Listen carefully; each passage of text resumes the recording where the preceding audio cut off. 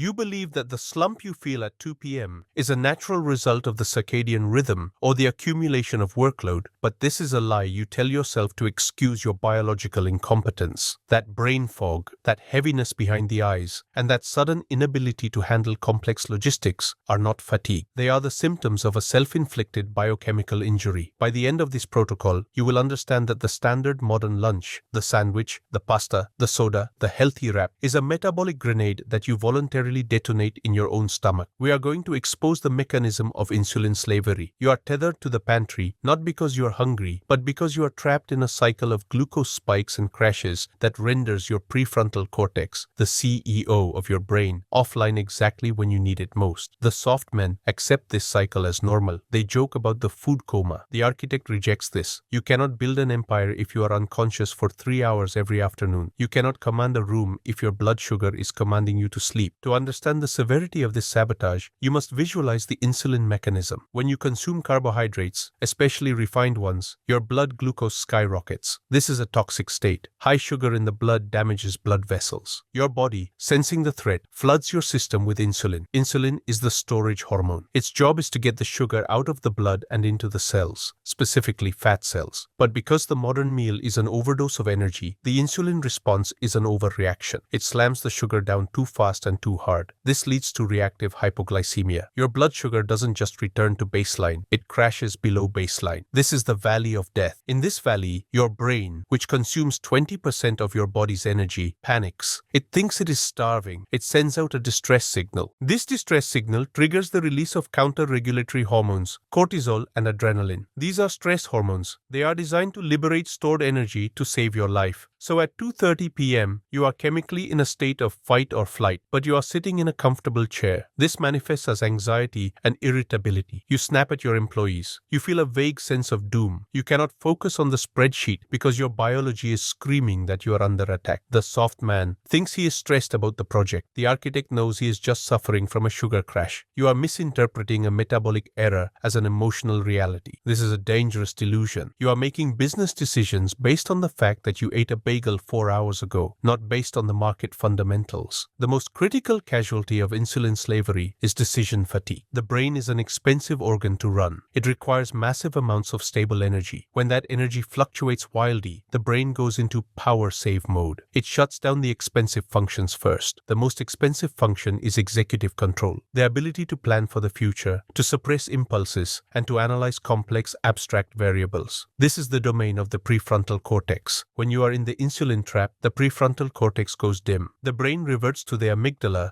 and the basal ganglia, the primitive centers of fear and habit. This means you become incapable of novel thinking. You default to the status quo. You avoid risk. You agree to the bad deal because saying no requires energy you don't have. You push the difficult conversation to tomorrow. You scroll social media because it is cheap dopamine that doesn't require cognitive load. You're not lazy, you're underpowered. We must also address the hangry phenomenon. The soft men wear their hangriness, hunger plus anger, as a badge of honor or a quirky personality trait. Don't talk to me until I've had my snack. This is pathetic. It is an admission of metabolic insolvency. If you cannot go 4 hours without food, without becoming an emotional wreck, you are not a sovereign man. You are a toddler. You are metabolically inflexible. Your body has forgotten how to burn its own fat. You are carrying 100,000 calories of body fat. Even a lean man has this much, but you cannot access it because high insulin levels lock the fat cells. Insulin is a one-way valve. When it is high, fat storage is open, but fat burning is closed. So you are starving in the midst of plenty. You are a tanker truck full of fuel that has run out of gas because the fuel line is clogged. The architect breaks this cycle. You train your body to access the tanker truck. When you are fat adapted, a state we will discuss in the solution phase, hunger is a gentle suggestion, not a screaming command. You can sit in a negotiation for 6 hours without food, and your focus never wavers. This is a massive competitive advantage against men who need a cookie every 90 minutes to function. The corporate environment is designed to keep you in this loop. Look at the break room. It is a shrine to insulin. Donuts, bagels, pretzels, candy bowls. Look at the working lunch. Pizza, sandwiches, chips. This is not generosity. It is sedation. The corporation feeds you cheap carbohydrates because they are cheap, but also because a high-carb workforce is a docile workforce. After the spike comes the crash, And in the crash, you are too tired to revolt, too tired to demand a raise, and too tired to leave and start your own company. You are just awake enough to answer emails, but too asleep to build a strategy. This is the feedlot model. Cattle are fed grain to make them fat and slow. You are being fed grain to make you fat and slow. The architect refuses the feed. You bring your own fuel. You look at the pizza box not as a treat, but as a weapon aimed at your ambition. Furthermore, the dopamine link reinforces the slavery. Sugar and processed carbs trigger the same reward pathways in the brain as cocaine and opioids. The soft man eats the sandwich not just for calories, but for the hit. He is self-medicating his boredom and his stress. This creates a psychological dependency. When the work gets hard, he craves a snack. When the deal falls through, he craves a sweet. He is using food as a pacifier. This infantile relationship with food destroys your stoic reserve. If you cannot endure the minor discomfort of a craving, how can you endure the major discomfort of a crisis? The architect views food strictly as fuel. You do not eat for entertainment. You do not eat for comfort. You eat to optimize the machine. You decouple your emotions from your digestion. The result of insulin slavery is a life lived at 60% capacity. You are missing the deep work hours of the afternoon. You are missing the insights that come from a brain running on clean, stable energy. You are aging faster because high insulin drives inflammation and oxidative stress, biological rusting. You are accumulating visceral fat that strangles your organs. But mostly, you are losing the war for agency. You believe you are making choices, but your hormones are making them for you. You are a puppet on a string, and the string is made of glucose. The realization is painful but necessary. You are not tired because you are working hard. You are tired because you are poisoning yourself. Every time you lift that sandwich to your mouth, you are signing a contract that says, I agree to be stupid, slow, and weak for the next 4 hours. The architect rips up that contract. You are done with the roller coaster. You are ready to get off the ride and stand on solid ground. The diagnosis is clear: metabolic incompetence. The cure requires a total restructuring of your relationship with energy. The solution to the metabolic incompetence of the modern male is not to have more willpower or to drink more coffee. Willpower is a finite resource, and caffeine is merely borrowing energy from tomorrow